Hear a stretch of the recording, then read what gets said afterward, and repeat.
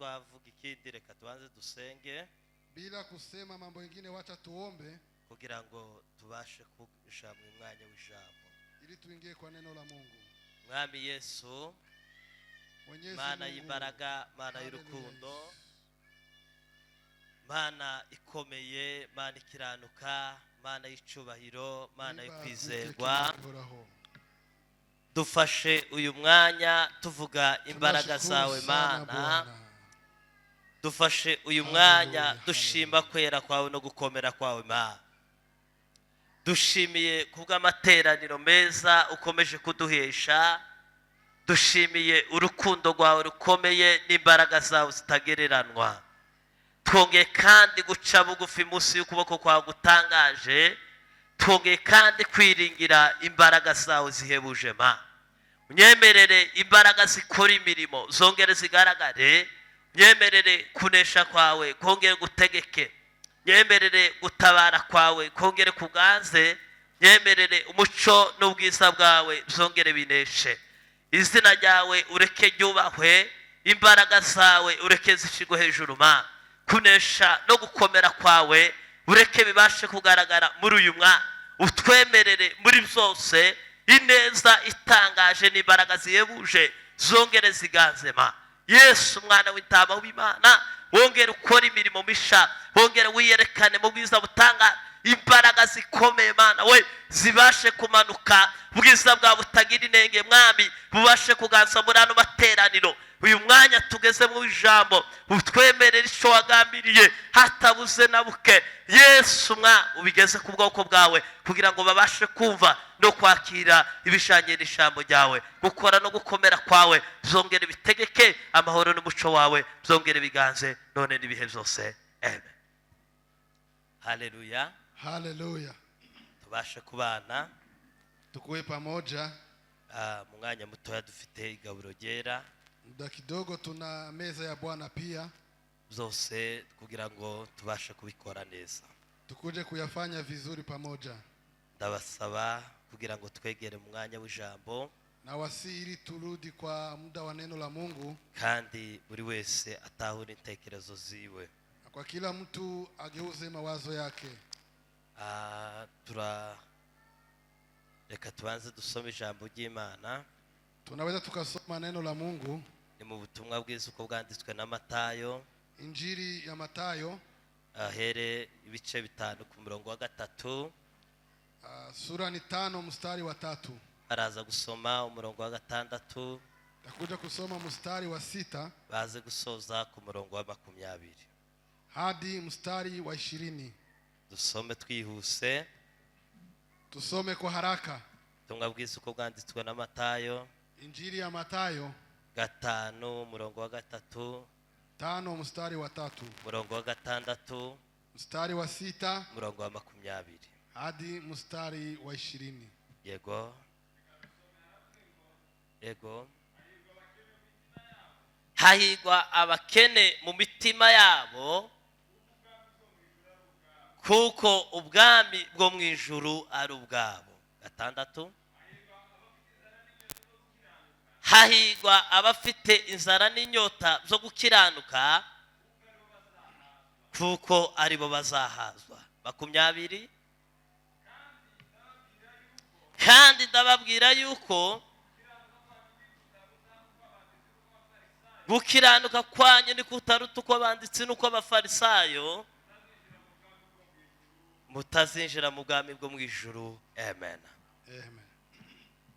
Ko turavuga hejuru yo gukiranukira Imana. Tunazungumza kwa ajili ya kuwa waaminifu mbele za Mungu. Niyo teme dufite muri uyu mwaka wa 2026. Hiyo ndio kichwa cha maneno tunayo mwaka huyu wa 2026. Niwo murongo twahawe wo kugenderwaho. Hiyo ndio theme ama kichwa cha maneno. Kandi reka mbabwire tukiri mu kwa mbere. Wacha niwaambie tukiwa mwezi wa kwanza. Uyu mwaka wa 2026. Mwaka huyu wa 2026. Uroroshe. Ni rahisi. Kandi uragoye. Na ni ngumu. Ndaza kubisobanura. Takuja kufafanua. Niyo mpamvu. Ndio sababu. Twahawe iri jambo. Tumepewa neno hili. Kugira ngo turibabwire. ili tuwaambie murishire mu bikorwa weke kwa practice.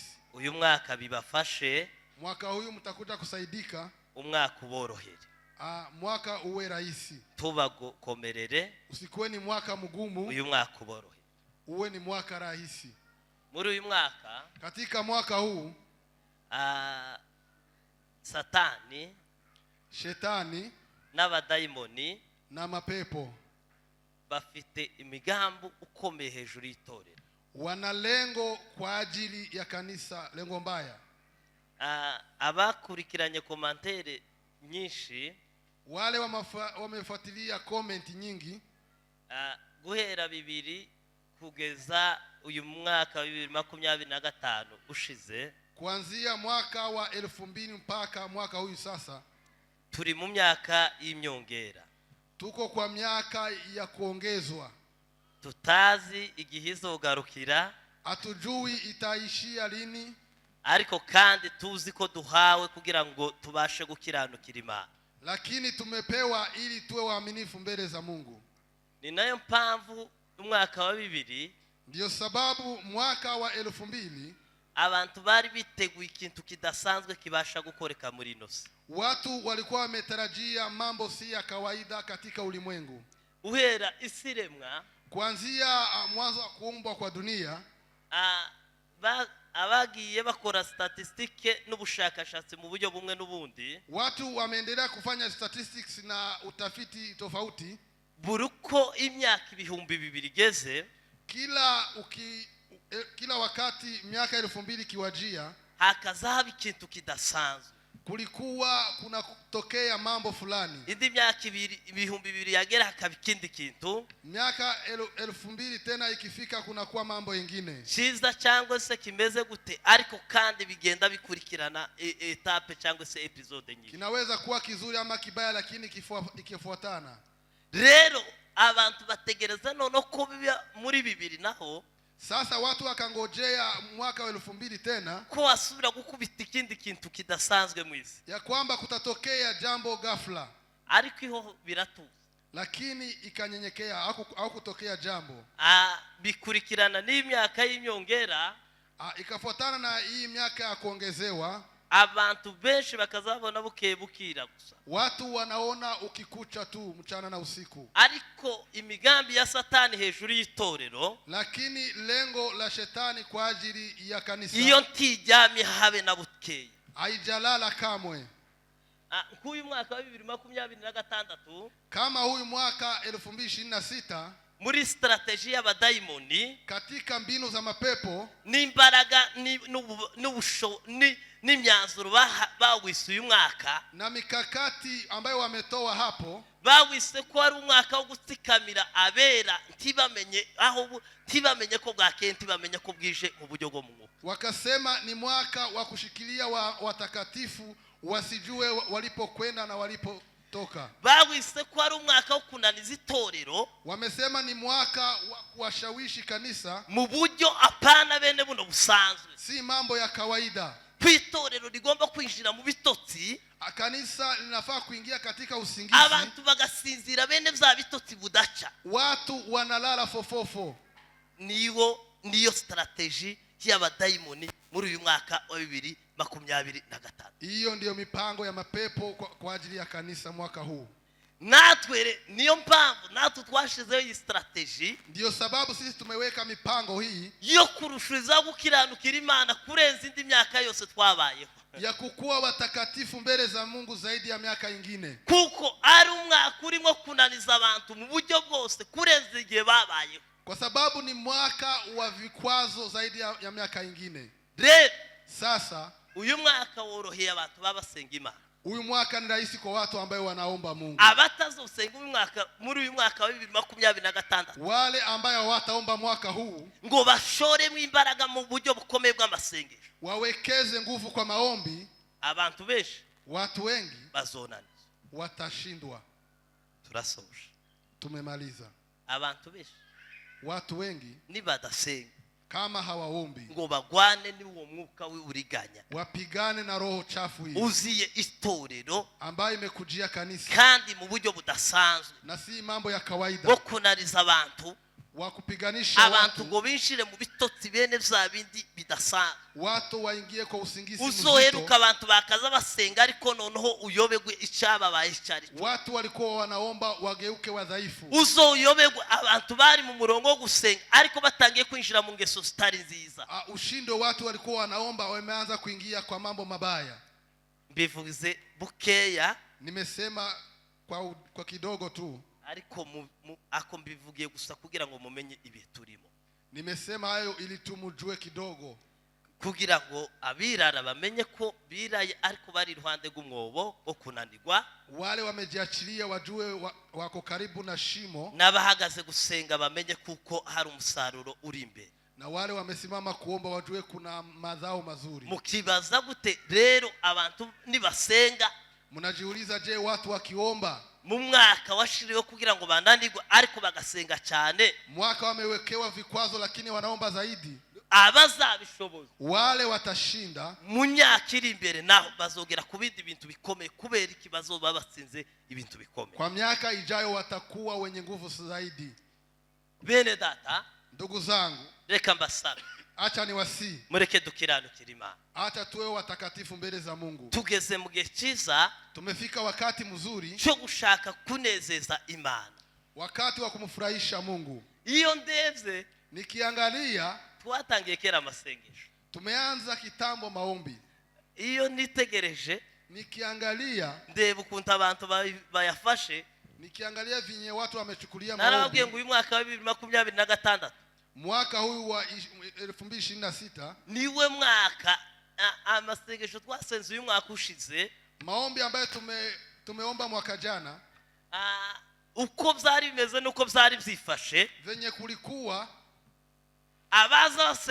abazasenga kabiri ku munsi kuko gahunda zari zimeze, wale walikuwa wanaomba maradufu, bagende basenge kajya kabiri bongere akandi kabiri kiba, waweke double, kuko ibyo twatuhangana nabyo cyangwa se urugamba turimo, kwa sababu vita tunayo ama watu ambayo tunapigana nao, uko byari bimeze muri uyu mwaka ushize, venye kulikuwa mwaka jana, uyu mwaka bisaba gushoramo imbaraga izindi ncuro zitatu. Hii mwaka inafaa tuongeze mara mingi kugira ngo tuva ahantu tubashe kugera n'ahandi, ili tupige hatua tufike mahali. Iyo ndeze rero na kwa kundi kwa kunanirana, nikiangalia ile ya kawaida imeshindikana, kwa kundi kwari gusazwe nako kwabaye ikibazo, ile ilikuwa ni shida. Sasa ngira impungenge apana bene zino zahano, kuko mpambona ibihari ibyari. Nimekuwa na hofu kwa ajili yenu. Bene data, ndugu zangu, reka mukanguke, acheni muamuke, mumenye ko kino ari igihe cyo gushaka mu maso h'Imana, mujue ya kwamba ini wakati wa kumtafuta Mungu, kugira ngo Imana ibereke gukiranuka kwa, ili Mungu awaonyeshe uwepo wake. Kandi nta kigoye kibirimo, hakuna kitu ambayo ni cha nguvu, kuko tuhagarariwe n'umwami w'abantu, ili tusimame mbele za Mungu. Hari igihe abantu batekereza kaba ngo none ko bimeze gutyo, ngo none ngo turafu. Watu wanaweza kuwaza kama iko hivyo sisi tumekufa. Jameni, reka babwire ko nta rupfu ruhari, hakuna kifo, kubahagurutse gusaba gifite umutima mwiza wo gushaka kwa wale ambao wamesimama na wako na roho nzuri ya kumtafuta Mungu. Satani n'abadayimoni, shetani na mapepo, kuva kera kose, tangu zamani, bahoze wameishi bashakisha gusa kugira ngo bariganye umugambi w'itore, wametafuta ili wanyakue mapenzi ya Mungu kwa kanisa. Rugi kubitabu cya mu ngobyi ya Edeni, katika bustani ya Edeni, baje Imana yaremeye ko bagomba kuyiramya, wale Mungu amewaambia kumwabudu Mungu, bakira aho ngaho niyo sikera Satani yahise abatera. Hapo ndio shetani ameanzia, basakera nkabavuye muri wa mugambi w'Imana, wanaonekana kana kwamba wametoka kwa mpango wa Mungu. Buke Imana irasubira bapangira andi mahirwe masha, Mungu akawaletea mpango mwingine mzuri, abaheza urubyaro kugira ngo ugo rubyaro ruzokomekemo gukorera Imana, akawepea uzao ili uzao umtumikie Mungu. Rugi kubita gucya gwa rubyaro Imana yatanze kugira ngo rukiranukire Imana, kwa kizazi hicho cha kumtumikia Mungu. Kera umwe bayishe mugenzi wiwe, n'undi kera ahindutse umunyabyaha ava mu mugambi w'Imana, mmoja akaua mwenzake, mwingine akalaaniwa. Satani yamavuga ngo noneho aho bigeze neza neza ivyo Imana yari yaravuze ntibigikunda. Shetani akasema sasa nimewamaliza. Ariko Imana irasubira itanga urubyaro rwo gukiranukira Imana. Mungu akatoa uzao mwingine wa kumtumikia Abantu Mungu. bamaze kwiyongera ku isi ngo bava mu murongo Imana yari yabashizemo. Watu wakiongezeka ulimwengu wakatoka kwa mpango wa Mungu. Satani akoma mashara ngo nono ibya bindi na imbigezeho. Shetani akasema lengo langu nimefikia. Ariko Imana irokora abantu munani kugira ngo bahinduke urubyaro rwo gukorera Imana. Mungu akaokoa watu 8 ili wamtumikie tena Mungu. Baragenda Wakaendelea. nabo bagera imbere batangira kwinjira mu bindi byinshi. Walipofika mbele wakaanza kujichanganya na mambo. Imana irokora umuntu witwa Abraham, iramurokora kugira ngo atunganire Imana. Mungu akamuokoa mtu anaitwa Ibrahimu ili amtumikie Mungu. Birakomera, Ikaendelea, bigera ahantu ikafika mahali uyu munsi wa none siku wa leo twicaye mu butsinzi bw'umwami Imana. tumeketi katika ushindi wa Kristo. Yesu wahanuwe kuva kera imbere y'ibihe Yesu ambayo alikuwa amefishwa kugira ngo azocungure itorero, yararicunguye ubu nyine riri mu biganza bye, ili aokoe kanisa. Sasa iko katika mikononi mwake. abananirwe kugwabo, ariko imbaraga zo kubashoboza zirahari. Wale watashindwa washindwe, lakini nguvu ziko. Ntiyakagira umuntu uzokwicara ngo avuge ngo nono ngo ibihane. Niko ijambo ry'Imana rivuga mu rwandiko rwa Yakobo ngo hari abantu benshi ngo bazakiranirwa ngo bakavuga ngo n'Imana yabosheje gukiranirwa. Nta munsi numwe Imana izokugera yosha umuntu ngo akore ibidakwiriye imbere y'amaso yawe. Usikuwe mtu wa kusema nimeshindwa kwa sababu vikwazo za Mungu. Mungu aweze weka vikwazo mbele yako. Nugwa mu bitari byo uzomenya ko ari irari ryo mu mutima wawe ribi biteye, ariko Imana ntiyoguha perimeta ngo ukiranirwe cyangwa se ngo igushire mu bintu zokubuza kuyumva no kuyibona. Ukishindwa jua tu ni hisia zako ambazo zimekupotosha, usidhani ni mapenzi ya Mungu imekuweka kwa mambo mabaya. Beneda ubungu turi ku ngoma y'imbabazi y'umwami Yesu. Ndugu zangu, sasa tuko kwa ufalme wa neema mbele za Mungu. Kandi iki gihe turimo nico gihe kigoye, nico gihe gikomeye, nico gihe Imana ihagaze neza kureba ibintu neza, itayica hirya no hino, kuko abazokora nabi muri kino gihe nibo bantu bazogerwaho n'urubanza ruzobababaza kurenza ibindi bihe byose. Na wakati huyu ndio wakati Mungu amesimama akiangalia kazi zetu, kwa sababu yule atashindwa ndiye atahukumiwa milele. Kubera ko ijambo ry'Imana ryaratubwiye ngo ivyari bisabwa kera byarahishuwe kugira ngo abantu bagendere mu nzira yo gukiranukira Imana. Kwa sababu neno la Mungu nasema kwamba ile ilikuwa imehitajika, imepewana ili watu waendelee kwa mapenzi ya Mungu. Abakora ibidakwiriye, wale wanafanya kinyume na mapenzi ya Mungu, sinzi aho bazobikemurira, kandi turi mu gihe cyo kugira gute cyo gukora neza. Sijui watakwenda wapi, na tuko kwa wakati wa kufanya mema. Turi mu gihe cyo gukorera Imana. Tuko kwa wakati wa kutumikia Mungu. Turi mu mwaka wo gukiranukira Imana. Tuko kwa mwaka wa kuwa waaminifu na watakatifu mbele za Mungu. Turi mu gihe cyo gukorera Imana kuko bikwiriye. Tuko kwa nyakati za kumtumikia Mungu ipasavyo. Ngiye kuvuga gusa intambwe zisabwa. Nataka kuzungumuza hatua ambayo zinahitajika umuntu yotera, mtu anaweza kupiga kugira ngo agere mu rugero rwo gukiranukira Imana kuko bikwiriye, ili afike kwa kiwango ya kumtumikia Mungu ipasavyo. Ndavuga gusa bref, gusa intambwe nkeya. Nitasema kwa ufupi tu hatua kidogo. Intambwe zisabwa, hatua ambayo zinatakikana kugira ngo umuntu abashe kwinjira mu rugero rwo gukiranukira Imana kuko bikwiriye, ili mtu afike kwa kiwango ya kumtumikia Mungu. Iyo vizuri. tuvuga gukiranuka bisa nk'ikintu kirekire abantu batabasha gusingira. Tukisema kuwa mwenye haki watu waweze kusikia vizuri. Ejo bundi twaza tubivugaho, turavuga ngo gukiranukira Imana ngo nukugira imitwarire myiza ngo imbere y'amaso y'Imana, ngo imitwarire yo mu mitima, imitwarire yo mu bzuvuga, n'imitwarire yo mu bikorwa yose ngo igahinduka myiza imbere y'amaso y'Imana. Tulikuwa tunasema kuhusu kuwa mwaminifu mbele za Mungu ni kuendana na hisia ama fikira zetu vile tunavyotembea mbele za Mungu. Rero ibyo ngibyo bisaba intambwe. Hiyo sasa inahitaji kupiga hatua. Si ibintu buzabuca gusa mu gitondo ugasanga byose kera byuzuye. Si mambo unaweza kufika kuamuka tu. Si ibintu ugira guca gusa ukabyisangamo. Si mambo unaweza jikuta ndani tu. Reka mbabwire aya makuru. Acha niwaambie habari. Timugire ari abantu baza bicara bagatekereza gusa ngo none bakiri ubunyine, bagitekereza ngo none ngo bozoja mu ijuru ngo cyangwa ngo tibazoja mu ijuru. Uyu munsi cyumweru kimwe kikaba icyumweru cyo kuja mu ijuru, ikijumweru cya kabiri kikaba icyumweru cyo kutaja mu ijuru.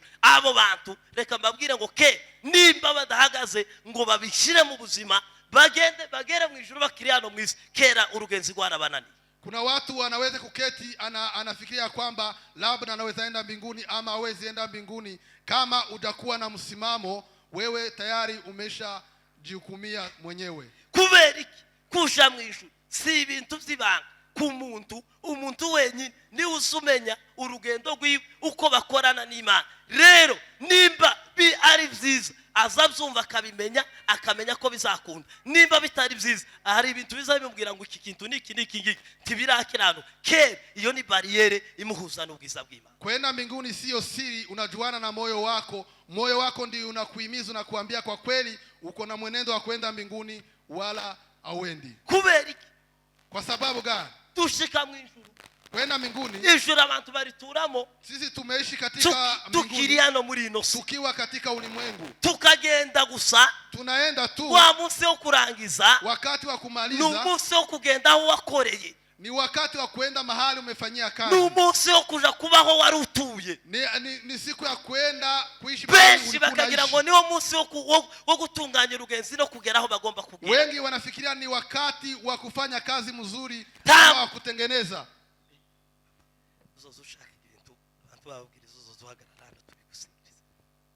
Haleluya. Haleluya.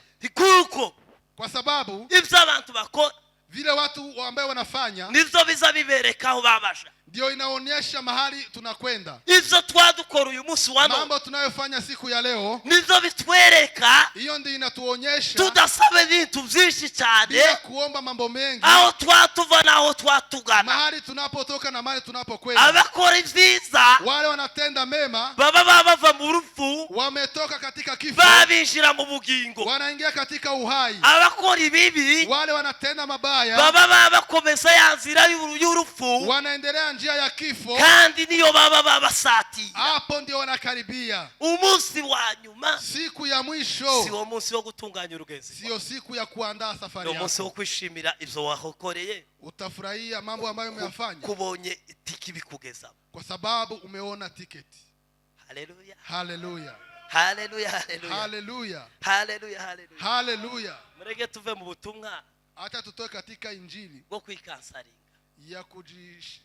ya kujifariji, twinjire mu butumwa, tuingie kwa injili bwa gaciro bwo tugeza ahantu hakwiriye, ya dhamani yanaweza kutuingiza mahali. Tambwe ya mbere umuntu azatera, hatua ya kwanza mtu anaweza kugira ngo akiranukire Imana, ili awe mwaminifu mbele za Mungu, ni ntambwe yo kwizera Yesu Kristo. Ni hatua ya kumwamini Yesu Kristo. Mu rwandiko rw'Abaroma 5 ku murongo wa mbere, barua ya Warumi 5 ku murongo wa mbere, 5 mstari wa kwanza, haratubwira ngo kubera ko twizeye Kristo, nasema kwa sababu tumemwamini Kristo, ngo ntabwo batugifite, hatuna oga tena ngo kuduciraho urubanza rw'iteka, ya kutuhukumu kifo cha milele. kuko muri Kristo kera, kwa sababu zamani katika twarahinjiye, tumeingia, kandi twinjiye mu ijambo rivuga ngo, tumeingia kwa neno nasema ya kwamba abamwizera bose, wale ambao wanamwamini wote, tibazarimbuka, ahubwo bazahabwa ubugingo budashira, bali watapewa uzima wa milele.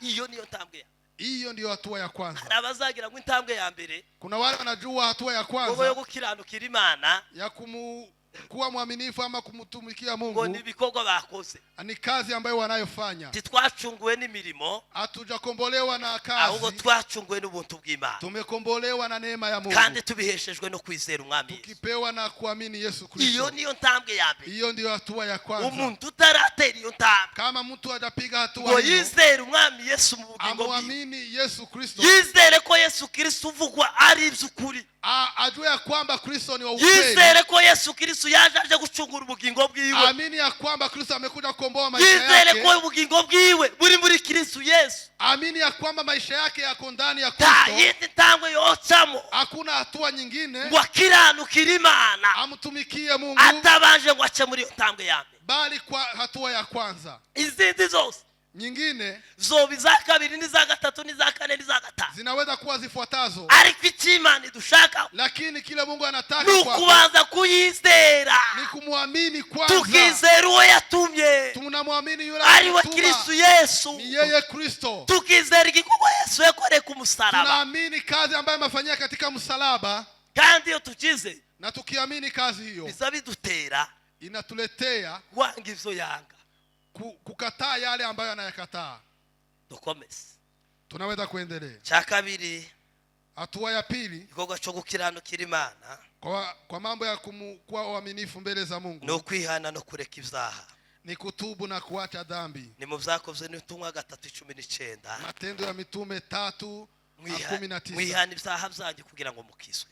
Tubuni dhambi zenu ili muokolewe. Cyo niyo ntambwe ya kabiri. Hiyo ndio hatua ya pili. Iyo umuntu yizeye Umwami Yesu, Mtu akimwamini Kristo, ikindi kiza gikurikiraho, jambo ambalo linafuata, atangira ubuzima bwo kugenda yanga icyaha. anaanza maisha ya kukataa dhambi. Iyo umuntu atari yanga icyaha muri we, Kama mtu hajakataa iyo dhambi, umuntu agisheshe n'ivyaha mu mutima we, kama mtu bado akona iyo umuntu rafiki na akibaye mu dhambi, buzima bugijana n'ivyaha kama hirya, mtu anaishi kwa maisha iyo ya umuntu dhambi, afite imyenda ibiri, mtu akiwa na uyu nguo munsi mbili, tukabona yambaye umwenda wo gukiranuka, leo ariko tunaona bwaca amevaa tugasanga nguo ya yambaye undi uaminifu, mwenda wo gukiranirwa, lakini kesho tunaona amevaa nguo ntiyongera ahantu ho mbaya, kunezeza Imana. aweze kufika kiwango ya kumfurahisha Mungu. Iyo tutiyanye n'ivyaha, kama hatujatubu dhambi, iyo tutiyanye ivyaha vyacu, kama hatujatubu dhambi, ngo tunafate decision yo kubireka, tuchukue hatua ya kuacha kabisa. reka nababwire, Acha niwaambie, muri no rugendo rwo kuja mu ijuru, katika safari ya kwenda mbinguni, runo rugendo rwo kuja mu ijuru, safari ya kwenda mbinguni, umushinga wonyine wemewe shirika ambayo linakubaliwa nukwera uko bukeye nuko bwije, ni kuwa mwaminifu kila siku, nukugenda twera uko bukeye ni nuko bwije, kutakaswa kila siku. tukitandukanya, Tunajitenga, tugafata ingamba tunachukua hatua zo kuva muri bimwe ya kutoka kwa mambo tukinjira mu bindi, na kuingia kwa mambo mengine. tukafata ingamba Tunachukua hatua zo kurwanya ibyatunaniye ya kupiganisha yale ambayo kugeza ametushinda tubitinze. mpaka tushinde. Iyo tutarafata izo ngamba, Kama tutachukua hatua hizo, kiranukira Imana, akuwa waaminifu mbele za tuba Mungu, kukiri kure natwe, bado tuko mbali, tuba tugifata urugenzi runini, bado tuna safari ndefu, tukaba tugifite intambwe nyinshi bado tuna hatua nyingi zo gukiranukira Imana. za kuwa waaminifu mbele za Cya Mungu. gatatu, Jambo la tatu, kwiyegurira Imana no kwemera kuyoborwa n'Umwuka w'Imana. kujiachilia mbele za Mungu na kukubali kuongozwa na Roho Rwandiko Mtakatifu. rw'Abaroma 12 umurongo wa mbere.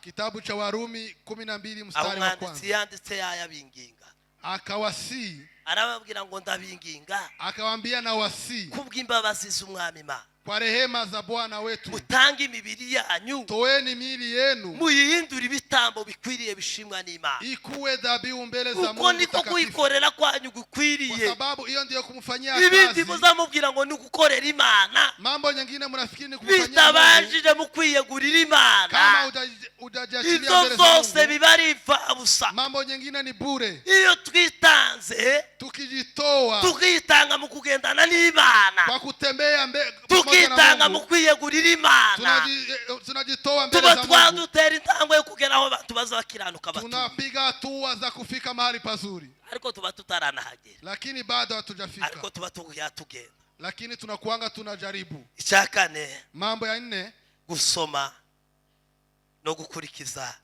ijambo ry'Imana ridutegeka. kusoma na kufanya kwa matendo yale neno la Mungu linatuambia. Bene data, Ndugu zangu, aho ngaho neza, hapo aho ineza hinjiki ikibazo pana bene kino cyo, hapo kumeingilia shida kubwa. hari abakristo babatijwe Kuna Wakristo ambao wamebatizwa bataragura za Bibiliya, bado hawana Biblia. aho abandi Wengine nao tuzi neza, tuzi ko aribo bahagase neza, babakora ibintu neza, ambayo tunajua anafanya vizuri, Bibiliya yiwe Biblia yake iyo agerageje kuyisoma, akijaribu kusoma, ayisoma rimwe mu cyumweru, anasoma once per uboni week. wa wundi musomyi tugira ukomeye, Huyo ni msomi kabisa. kandi nawe akayisoma, Pia na yeye anasoma, telefoni iteretse hano, simu iko kando n'ibindi biteretse hano, na mambo mengine yako hapa, akazabanza agashiramo breke, anaweka kwanza mapumziko, atabaza kareba ibindi biri hariya bazabishaka. anaangalia mambo moja kwanza pale, Yandi makuru navyo biri mu kavuyo bitobasha gusobanura ibintu kuko bikwiye. mambo akwa mchanganyiko ayeleweki, Ibintu mambo biraho ngaho yako hapo tu. nuwo biraho n'ababa bikora nabo ntacyo babakora. Anaweza kugundua kwamba wale wanafanya hawafanyi kazi.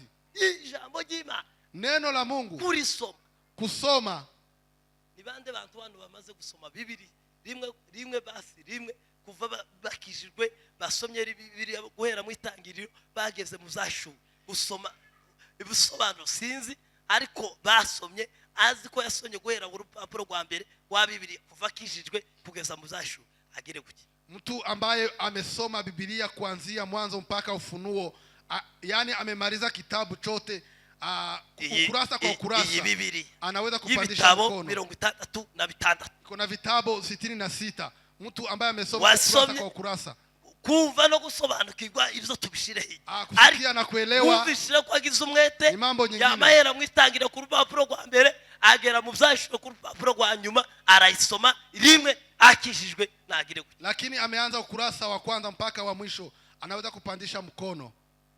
Mukomere ndora mashi, pigie ndori makofi. Wazonye Bibili wera mwitangiriro ugeza mu zashu, amesoma Biblia kuanzia mwanzo mpaka Ufunuo. umva ko murumva ukuntu abantu bashuri. Unasikia venye watu wamefunuliwa. Kanisa ryose ni ndori wasomye Biblia mwitangiriro. Ndori peke yake ndiye amesoma Biblia kuanzia mwanzo mpaka mwisho. None bene data, Sasa ndugu zangu, reka mbabaze kino kintu. hata niwaulize jambo moja. Cameraman karama kuzuminga. Cameraman ni kama anampiga picha. Ariko cameraman nawe ni ngaho zamunaniye, ni kama imemshinda. Bene data, ndugu zangu, none sasa urugendo twatujamo, safari tunayo, twatubwira abantu bare hanze, tunaambia watu huko nje ko tubandanije ya kwamba tunaendelea, tutaza makuru yago, hatujui habari zao. ko murabona ugo rugenzi tutazoyoba, si mnaona tutapoteza mwelekeo, ko tubandanije, mbona tunaendelea kandi bareba koko, na mtu akiwaangalia ko vizuri, ndabona mubandanije muri no rugendo, naona mumekaza mwendo. None sasa kwinzira iri murano magambo muri zino mpapuro, njia iko katika maneno haya, kwizi mpapuro hizi karatasi, ari amabuye abantu bagenda bakandagiraho, ndio maana watu wanaenda wakirukia kugira ngo bagere mu rurembo Sioni, ili wafike katika Sioni. None wewe uri gukandagira hehe? Sasa wewe unakanyaga wapi muri no rugendo urimo? Katika safari unayo, woretse kutubwira, usiwache kutuambia ibidasobanutse, mambo ambayo haeleweki. Kurakandagira hehe? Unakanyaga wapi? Kwinzira yari sayo, mbona njia hii ni mchanga, kandi amabuye yo kurishamo ari no jambo ry'Imana, na daraja ni neno la Mungu. Ufite icyizere kutazosaida mu nzira? Je, unaamini au tazama katika safari? Bene data, ndugu zangu, abakristo tube ba serious. Wakristo wacheni tukue serious. Mube ba serious. Kuweni serious. Abadeperi bakazavuga ijambo ry'isi. Watu wa ADPR walikuwa wanasema vizuri. Ngwimana ni seri. Walikuwa wanasema Mungu ni serious. Bizikorana n'abaseri. Anafanya na watu serious. Mworetse tukaba baseri muri n'urugendo. Acheni tukue serious katika safari hii. Tukareka kwibesha twenyine. Tuache kujidanganya sisi wenyewe. Tuzoyobogwa niki tutamenye ijambo ry'Imana? Tutaongozwa na nini bila kujali neno la Mungu? Tuzomenya gute tutatumenya ibiki izabifa n'ibyabifa? Tutajua namna gani na tujui mambo mazuri na mabaya? Tuzokora dute tutabwirijwe n'ijambo ry'Imana? Tutafanya namna gani bila kuambiwa na neno la Mungu? Reba nk'uyu mwaka kera wa 2026. Angalia kama mwaka huu abantu benshi bari bafite plan yo kujyama. Watu walikuwa na plani ya kulala. Abamenye ko bwakeye ibo bari bafite gahunda yo kuvuga ngo uyu mwaka wa 2025 ngo n'umwaka wo kuzojyama ngo tugasinzira, ngo kuko umwaka wa 2025 ngo twarasenze ngo ntako tutageze kugusenga. Kuna watu walikuwa wamesema mwaka huu tutalala kabisa kwa sababu mwaka jana tuliomba ya kutosha.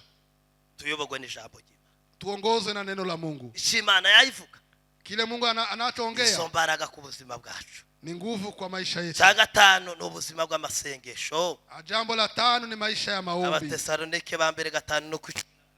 Tesalonike 5 mstari wa aratubwira 17 ngo musenge ubudasiba. inasema ombeni bila kukoma. Iyo umuntu ataratera intambwe Kama mtu atapiga hatua yo kwegera ubuzima bw'amasengesho ya maisha ya maombi, ngo atangira abe mu buzima bwo gusenga Imana, mtu aanze maisha ya kumwomba Mungu, reka mubwire hakiri kare, acha nikwambie uru mapema, rugendo rwo gukiranukira Imana safari ya kuokoka mbele za ni Mungu ukuri ruzomunani.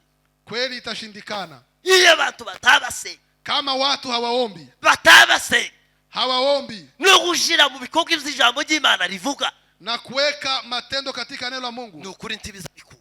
kweli haiwezekani. Gusenga Kuomba ni amavuta ni mafuta, atuma moteri yo kwegera Imana inafanya injini ya kumkaribia Mungu, itakuzimira mu nzira. haiwezi kuzima. Iyo abantu babasenga, Watu wakiwa wanaomba, iyo abantu bari mu buzima bwo gusenga, watu wakiwa kwa maisha ya kuomba, baba batera intambwe basatira gukiranuka. wanapiga hatua ya kuwa watakatifu mbele za Yesu Mungu. umwana w'Imana, Yesu mwana wa Mungu hano muri ino si katika ulimwengu huu yatwigishije ubuzima bw'amasengesho kurenza ibindi bintu. ametufundisha maisha ya maombi, Yatwigishije ametufundisha ijambo ry'Imana ritubwira ambapo neno la Mungu ngo linasema buri joro mu myaka yose yamaze muri ino si kwa maisha yake yote ngo katika dunia yakazarara ayayasenga Imana bugaca mu gitondo. alikuwa akilala akiomba. Ibitotsi biguteye Sasa wewe usingisi unayo, wewe byagutewe n'iki kandi ukiri mu rugamba? ilisababishwa na nini? Bado uko kwa vita, Usigaye wiheza pause na konje, unajipea holiday na ngo kuno kwezi mapumziko. ngo n'ukwezi kukuryama. Mwezi huu ni mwezi wa kulala. Yewe bakubwiye ko abantu bazajyama muri no rugenzi Je, umeambiwa kwamba katika safari hii watu huwa wanalala, bakabona uburyo bwo gusubira kuzuka bagakomeza, wanapata nafasi ya kuamka tena ndio waendelee? umugani mwanditsi w'imigani Mwandishi wa Methali yaravuze ngo yewe wa munyabute, amesema ewe mwenye uvivu. abanyabute nabahe? Wale wenye uvivu ni wanani? Na abantu bahora gusa muri mipangiriyo, Ni watu wanaishi katika mipango. ngo kino cyumweru Wiki hii uzokora mu ihudu, nitafanya maombi. cya cyumweru cyagera Wiki ikifika, ngo ariko ngo reka kino mbanze ndeke, acheni kwanza hii niwache ngo kiriya kindi kiza, ile ambayo inakuja, ngo noneho iyo nzokoramwe amasengesho ya dabo, nitafanya maombi ya maradufu. kwa kwezi kwagera. Mwezi huu ikifika, Akavuga ngo noneho anasema sasa reka ndeke, nari narapanze iminsi 21, basa niwache, nilikuwa nimepanga siku 21, noneho ngiye gushaka ngora iminsi 40. nataka kufanya siku 40. Yagera muri kwa kwezi, Mwezi ikifika, akavuga ngo noneho anasema sasa reka ndindire gusa mu mwisho w'umwaka. basi wacha ningojee mwisho wa mwaka. Salomo aje kuvuga, Solomoni akienda aravuga ngo kusema, ubwo bute akasema uvivu huo ugomba kwigira kugira ngo bukuvemo, unafaa uipiganishe itoke. kandi ngo ugomba kubwigira Na aho ugomba kubwira ugwira ngo ubute bukuvemo, ili uvivu utoke ndani mwako, arabwira ngo ugende uzosanga ikitwa ikimonyo, endeni uangalie mdudu mmoja, ngo ntikigira umutware, akina mfalme, ngo ntikigira umuyobozi, akina kiongozi, ariko ngo nicyo cya mbere, lakini ni cha ngo kwanza kiza kimenya gutandukanya ibihe.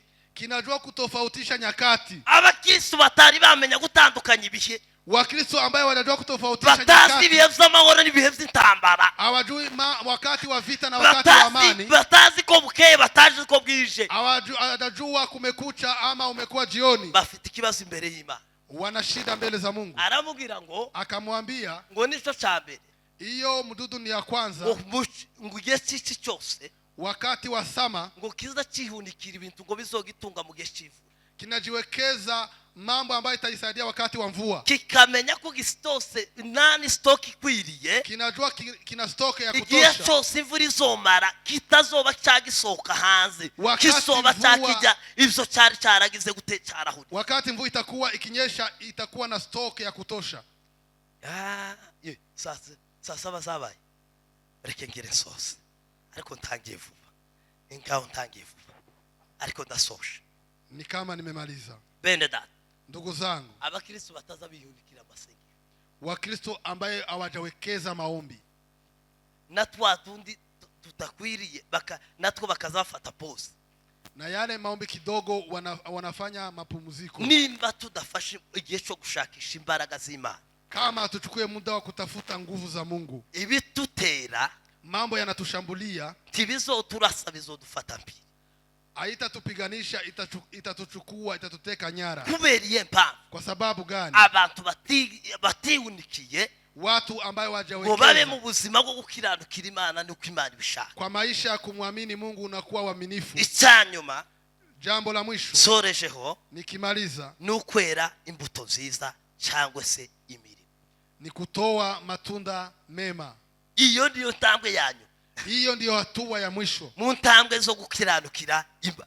kwa hatua za kuwa mwaminifu mbele Iyo za niyo Mungu. abantu baza batera nyuma y'izindi ntambwe zose, Hiyo ndiyo hatua ya mwisho mtu anapiganga kabisa. kandi benshi bazi ko ariyo ntambwe ya mbere, Na watu wengi wanajua hiyo ndiyo hatua ya kwanza, kandi tivzokunda na haiwezekani ngugira imbuto nziza ukuwe na matunda mema utaratangiriye hariya ngo wizere umwami wese ukurikize biriya byose ugere hano hano. kama hujaanzia kumwamini Mungu na yale mambo Nicyo yote. gituma ibintu vyagoye, Ndio sababu mambo yamekuwa magumu. nicyo gituma gukiranukira Imana vyagize imbogamizi, Ndio sababu kuwa mwaminifu mbele za Mungu imekuwa shida. igerukira ibindi Kile ambayo ni cha nicyo mwisho abantu bazashora mu imbaraga. ndio watu wanawekeza nguvu. Nta muntu wogira imbuto nziza Hakuna mtu anaweza kuwa na matunda mema atarazikuye mu kwizera umwami Yesu. kama anazitoa kwa muamini Yesu. Nta muntu wogira imbuto nziza Hakuna mtu anaweza kuwa na matendo mazuri atarabikuye mu kwihana no kugendera mu ijambo ry'Imana. kama hajatoa kwa kutubu dhambi na kuendea Ari- mama na mapenzi ya Mungu. Tukicara tukavuga ngo imbuto nziza ziraza, Lakini tunasema matunda mema yatakuja. ni ukuri ntibizoshoboka Kwa kweli haiwezekani bitari vyatungana. kama ijakuwa vizuri. Mureke muri uno mwaka wa 2026 Acheni mwaka huu dutere intambwe tutari twatera, tupige hatua ambayo hatujapiga. tuba twarizeye umwami Yesu, Tunaweza kuwa tumemwamini Yesu, tukama tugarukira aho ngaho, tunaachilia hapo tu. twoba twarihanye ibyaha n'ibicumuro Inawezekana tumetubu dhambi zetu, tukagira ngo birarangiye, tunadhani imeisha, ariko hari ibindi bisabwa, lakini kuna mambo mengine ambayo kandi ni buri yanahitajika. mukristo wese kugira ngo abashe kubigera nkuko bikwiriye. Ni kwa kila Mkristo wote ili afikie. Jambo ry'Imana rituganze. Neno la Mungu litusaidie. Kadusabe Amen. abadiakoni Tuombe